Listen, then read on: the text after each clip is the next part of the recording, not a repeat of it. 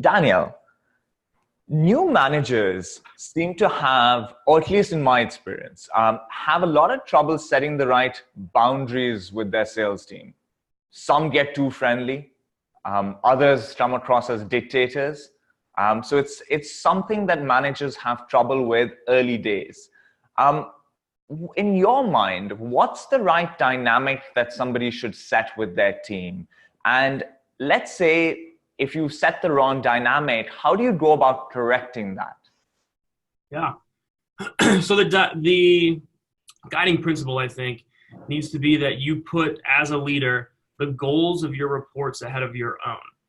And so what that means for new managers who are oftentimes just trying to be friends with the people who report to them is stepping in when their reports are behaving in a way that's not going to give them the best opportunity to accomplish their own goals.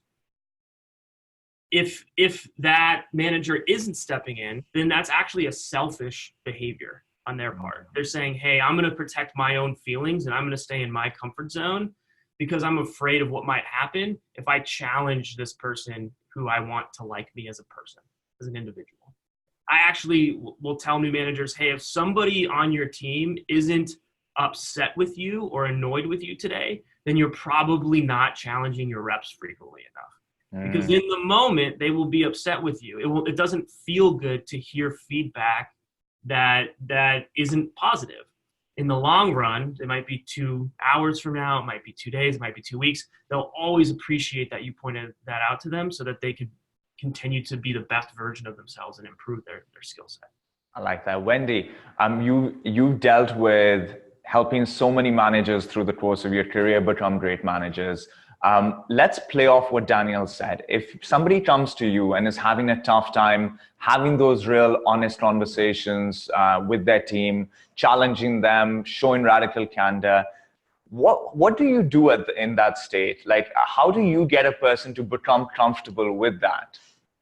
One of the strategies that we use when coaching managers is to help them figure out a process for having the conversation of how to work with me, so that they sit down and design this relationship together and be able to say, and what Daniel was to build on that, if you're friends with somebody, to say, I'm doing this because I want you to be productive and I want us to move this company ahead. So in times like this, how should I give you the best feedback?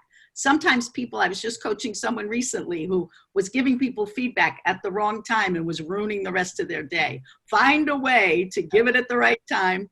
Tell people that it's coming and then keep checking in. You have to build on that. And people need to know that your goal is really to inspire them and to make them win. And then they can take the tough feedback.